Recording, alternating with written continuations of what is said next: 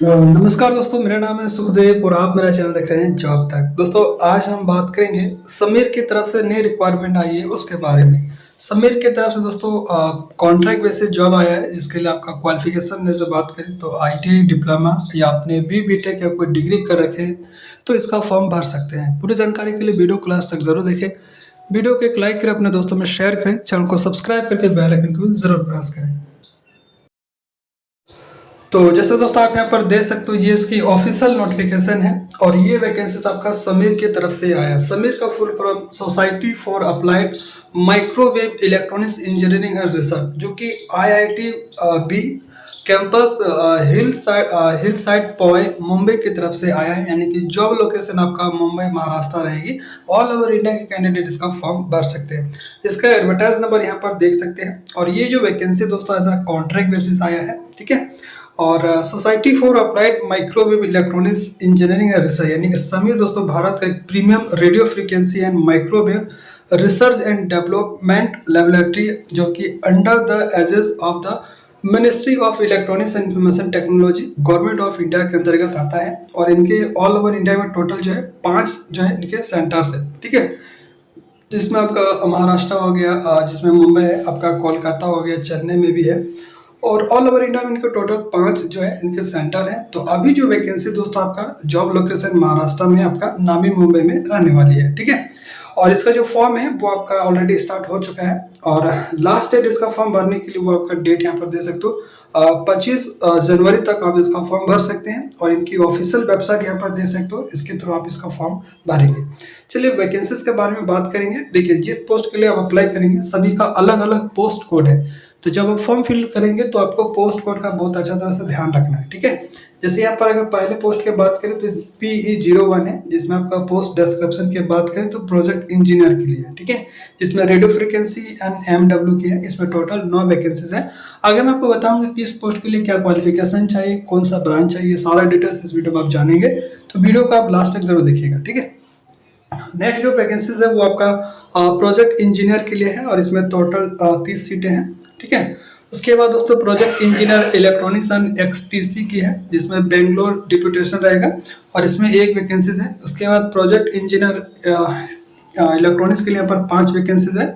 Project engineer CSNIT के 7 vacancies है। Project engineer safety के लिए यहाँ पर 3 वैकेंसीज है। प्रोजेक्ट इंजीनियर इलेक्ट्रिकल की 1 है। प्रोजेक्ट इंजीनियर इलेक्ट्रिकल HVAC की 1 है।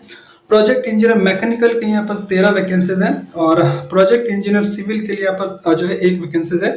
प्रोजेक्ट एसोसिएट इलेक्ट्रॉनिक्स की 2 वैकेंसीज हैं। प्रोजेक्ट एसोसिएट फिजिक्स के लिए यहाँ पर 3 रिक्वायरमेंट है।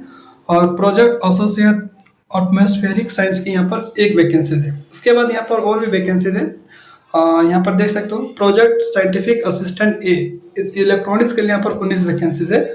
Project scientific assistant A electronics, जिसमें electronics mechanic test and mails की यहाँ पर 3 वैकेंसीज है। फिर आपका project scientific assistant A medical electronics के लिए 2 वैकेंसीज है। Project scientific assistant A physics के लिए यहाँ पर 1 वैकेंसीज है। Project scientific assistant A electrical की 1 है। Project scientific assistant a chemical की यहाँ पर 1 रिक्वायरमेंट है। फिर आपका प्रोजेक्ट साइंटिफिक असिस्टेंट ए मैकेनिकल की 6 वैकेंसीज है। और उसके बाद दोस्तों यहाँ पर जो वैकेंसीज है और भी है, जिसमें ITI वाले अप्लाई करेंगे। जैसे प्रोजेक्ट टेक्निकल असिस्टेंट ए, इसमें आपका इलेक्ट्रॉनिक्स और इलेक्ट्रॉनिक्स मैकेनिक वाले कैंडिडेट अप्लाई करेंगे। टोटल यहाँ पर 9 वैकेंसीज है, ठीक है। उसी तरह project technical assistant A fitter की यहाँ पर 15 वैकेंसीज है। और project technical assistant B electrician की 2 वैकेंसीज है। Project technical assistant B electroplater के यहाँ पर 2 रिक्वायरमेंट है। और project technical assistant B turner की यहाँ पर 3 रिक्वायरमेंट है। और project technical assistant B machinist की यहाँ पर 6 वैकेंसीज है, ठीक है।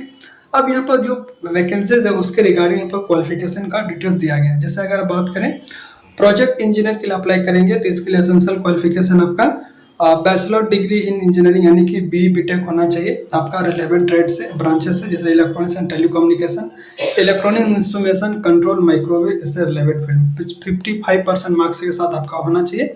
और आपका अगर शॉर्टलिस्ट होता है, सिलेक्शन हो जाता है, तो क्या क्या जॉब प्रोफाइल्स रहेगा, यानी क्या क्या आपको वर्क करना पड़ेगा, ये यहाँ पर डिटेल्स देख सकते हैं, ठीक है। और उसके बाद दोस्तों यहाँ पर नेक्स्ट है आपका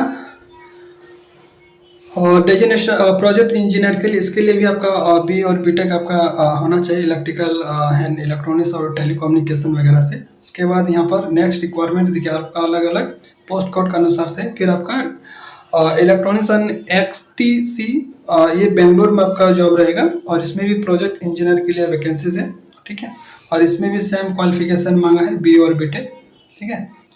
उसके बाद दोस्तों नेक्स्ट वैकेंसीज है आपका प्रोजेक्ट इंजीनियर CNIT की है और इसमें आपका बैचलर बीटेक होना चाहिए कंप्यूटर साइंस इंफॉर्मेशन टेक्नोलॉजी से और 55% के साथ, ठीक है। और यहाँ पर नेक्स्ट रिक्वायरमेंट है लैब सेफ्टी के लिए और इसमें भी प्रोजेक्ट इंजीनियर के लिए बी और बीटेक की रिक्वायरमेंट है, ठीक है। फिर आपका नेक्स्ट रिक्वायरमेंट प्रोजेक्ट इंजीनियर के लिए, इसमें बी और बीटेक 55% का साथ होना चाहिए, ठीक है। उसके बाद दोस्तों नेक्स्ट रिक्वायरमेंट है इलेक्ट्रिकल HVAC के लिए, इसमें भी प्रोजेक्ट इंजीनियर का पोस्ट रहेगा और इसमें आपका बी और बीटेक मांगा है मैकेनिकल इलेक्ट्रिकल से, ठीक है। उसके बाद दोस्तों डेजिग्नेशन यहाँ पर प्रोजेक्ट इंजीनियर रहेगा, लेकिन आपका जो सब्जेक्ट वो मैकेनिकल की है और इसके लिए आपका बी और बीटेक मैकेनिकल से होना चाहिए। ये अपने डिप्लोमा भी HVAC से कर रखे हैं मैकेनिकल के। देखिए यहाँ पर बी बीटेक मैकेनिकल से मांगा है, लेकिन आपका जो डिप्लोमा सर्टिफिकेट आपका HVAC होना चाहिए, ठीक है, तभी आप इसका फॉर्म भर सकते हैं। उसके बाद फिर से यहाँ पर सिविल इंजीनियर की वैकेंसीज है, पोस्ट डेजिग्नेशन आपका रहेगा प्रोजेक्ट इंजीनियर के लिए और इसमें भी आपका बी और बीटेक सिविल से रहना चाहिए, ठीक है। उसके बाद नेक्स्ट है आपका प्रोजेक्ट एसोसिएट की। प्रोजेक्ट एसोसिएट के लिए यहाँ पर देखिए डिसिप्लिन आपका इलेक्ट्रॉनिक्स है, डेजिग्नेशन आपका रहेगा प्रोजेक्ट एसोसिएट के लिए। इसके लिए आपका मास्टर डिग्री यानी कि ME MTech कर रखे हैं electronics telecommunication electronic instrumentation control या माइक्रोवेव से, तो इसका फॉर्म भर सकते हैं, ठीक है। उसके बाद नेक्स्ट है डिसिप्लिन आपका फिजिक्स है और डेजिग्नेशन आपका प्रोजेक्ट इंजीनियर प्रोजेक्ट एसोसिएट करेगा। इसके लिए भी आपका मास्टर डिग्री या आपने MSc वगैरह फिजिक्स वगैरह से कर रखे हैं या आपने बीटेक भी कर रखे हैं IIT या NIT से 55% के साथ, तो भी आप इसका फॉर्म भर सकते हैं, ठीक है। उसके बाद नेक्स्ट है जो है एटमॉस्फेरिक साइंस के लिए, इसमें भी आपका जो डेजिग्नेशन रहेगा वो आपका प्रोजेक्ट एसोसिएट करेगा। इसके लिए आपका मास्टर डिग्री साइंस से मांगा है, जिसमें यहाँ पर अलग अलग ब्रांच दिया गया, आप देख लीजिएगा, ठीक है। उसके बाद नेक्स्ट है आपका प्रोजेक्ट साइंटिफिक असिस्टेंट के लिए। इसके लिए आपका इलेक्ट्रॉनिक्स EM और टेस्टिंग इंजीनियर मांगा है। डेजिग्नेशन आपका प्रोजेक्ट साइंटिफिक असिस्टेंट रहेगा और इसके लिए आपका डिप्लोमा या आपने BSc कर रखे हैं रिलेवेंट फील्ड से, तो फॉर्म भर सकते हैं, ठीक है। उसके बाद दोस्तों मेडिकल इलेक्ट्रॉनिक्स की है, इसके लिए आपका डेजिग्नेशन आपका प्रोजेक्ट साइंटिफिक असिस्टेंट रहेगा और इसमें डिप्लोमा आपका बायोमेडिकल या मेडिकल इलेक्ट्रॉनिक्स में मांगा है, ठीक है।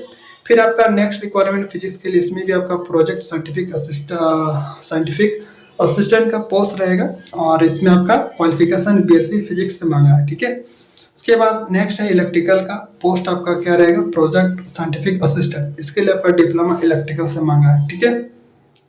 फिर आपका डिसिप्लिन यहाँ पर केमिस्ट्री है और डेजिग्नेशन आपका प्रोजेक्ट साइंटिफिक असिस्टेंट रहेगा और इसके लिए क्वालिफिकेशन BSc मांगा है, ठीक है। फिर आपका नेक्स्ट है मैकेनिकल और प्रोजेक्ट साइंटिफिक असिस्टेंट पोस्ट रहेगा और इसके लिए डिप्लोमा मांगा है मैकेनिकल से, ठीक है।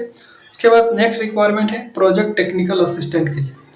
इसमें आपका डिसिप्लिन इलेक्ट्रॉनिक्स और इलेक्ट्रॉनिक्स मैकेनिक है, पोस्ट आपका प्रोजेक्ट टेक्निकल असिस्टेंट का रहेगा और इसके लिए क्वालिफिकेशन आपका ITI इलेक्ट्रॉनिक्स या इलेक्ट्रॉनिक्स मैकेनिक का होना चाहिए NCTBT से, ठीक है।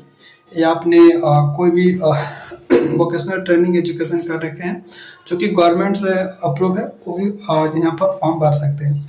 फिर आपका डिसिप्लिन फिटर के लिए है और पोस्ट आपका प्रोजेक्ट टेक्निकल असिस्टेंट करेगा, इसके लिए आपका ITI फिटर ट्रेड से होना चाहिए। फिर आपका डिसिप्लिन इलेक्ट्रिशियन है तो आपका पोस्ट आपका प्रोजेक्ट टेक्निकल असिस्टेंट रहेगा, ITI आपका इलेक्ट्रिशियन ट्रेड से होना चाहिए। सेम इसी तरह से इलेक्ट्रोप्लेटर की है और उसके बाद टर्नर का भी है। फिर आपका मशीनिस्ट और मिलिंग CNC का भी है, ठीक है। तीसरा से आपका ITI की वैकेंसीज है, आपका रिलेवेंट ट्रेड से ITI होना चाहिए। अब यहाँ पर सैलरी वगैरह देख लीजिए। प्रोजेक्ट इंजीनियर और प्रोजेक्ट एसोसिएट का सैलरी रहेगा 34,000 per month. Project scientific assistant A का 23,500, प्रोजेक्ट टेक्निकल असिस्टेंट A का 21,000 रुपये और प्रोजेक्ट टेक्निकल असिस्टेंट B का जो सैलरी रहेगा 23,500। और अलग अलग यहाँ पर देखिए, कुछ में क्वालिफिकेशन एक्सपीरियंस मांगा है और कुछ में नहीं मांगा है। प्रोजेक्ट इंजीनियर और प्रोजेक्ट एसोसिएट का कोई भी एक्सपीरियंस नहीं मांगा है और इसके लिए एज लिमिट 28 साल होना चाहिए। प्रोजेक्ट साइंटिफिक असिस्टेंट A का भी कोई एक्सपीरियंस नहीं मांगा है, एज लिमिट यहाँ पर 25 साल है। और प्रोजेक्ट टेक्निकल असिस्टेंट A का है, इसमें भी एक्सपीरियंस नहीं मांगा है और ये एज लिमिट यहाँ पर 25 है। और प्रोजेक्ट टेक्निकल असिस्टेंट बी का है 3 साल का यहाँ पर एक्सपीरियंस मांगा है और इसका एज लिमिट भी 30 साल रखा गया है, ठीक है। और ये आपका जो ड्यूरेशन ऑफ कॉन्ट्रैक्ट की बात करें तो 2 साल का कॉन्ट्रैक्ट रहेगा और इसकी प्रोजेक्ट आगे भी चलता है तो हो सकता है कॉन्ट्रैक्ट एक्सटेंड भी करेगा। स्क्रीनिंग टेस्ट होगा पहले, फिर आपका रिटन टेस्ट या इंटरव्यू होगा, ठीक है। और इसका फॉर्म आपका इनकी ऑफिशियल वेबसाइट से भरेंगे। लास्ट डेट जो देखिए, इसका जो फॉर्म भरने का डेट मैंने आपको बता दिया, 25 जनवरी तक लास्ट डेट है। फॉर्म अभी से स्टार्ट हो गया है और इसका जो रिटन एग्जाम वगैरह जो होगा वो आपका 1 फरवरी से हो जाएगा, ठीक है। और रिपोर्टिंग टाइमिंग वगैरह यहाँ पर इनकी ऑफिशियल वेबसाइट पर आपको देखने को मिल जाएगा। फिर मैं एक बार बता रहा हूँ, फॉर्म भरने का जो लास्ट डेट वो आपका 25 जनवरी है, ठीक है। तो ये सारी चीज़ें यहाँ पर देख लेंगे, क्या क्या डॉक्यूमेंट्स आपको लेके जाना है जब आप शॉर्टलिस्ट होंगे रिटन एग्जाम और इंटरव्यू के लिए। यहाँ पर देखिए सारा डॉक्यूमेंट्स में उन्होंने मेंशन दे रखा है, ठीक है। फॉर्म आपका ऑनलाइन माध्यम से भरेंगे और जो भी एज लिमिट दिया है दोस्तों, वो एज लिमिट आपके पास होना चाहिए। कोई भी एज लिमिट आपको यहाँ पर SC ST OBC का छूट नहीं मिलेगा, तो ये भी ध्यान रखिएगा, ठीक है। तो ये सारी चीज़ें यहाँ पर देख सकते हैं, बाकी सारा डिटेल्स मैंने बता दिया है। कोई डाउट है तो कमेंट करके पूछ सकते हैं। मिलते हैं नेक्स्ट वीडियो में, तब तक के लिए टेक केयर। जय हिंद, वंदे मातरम।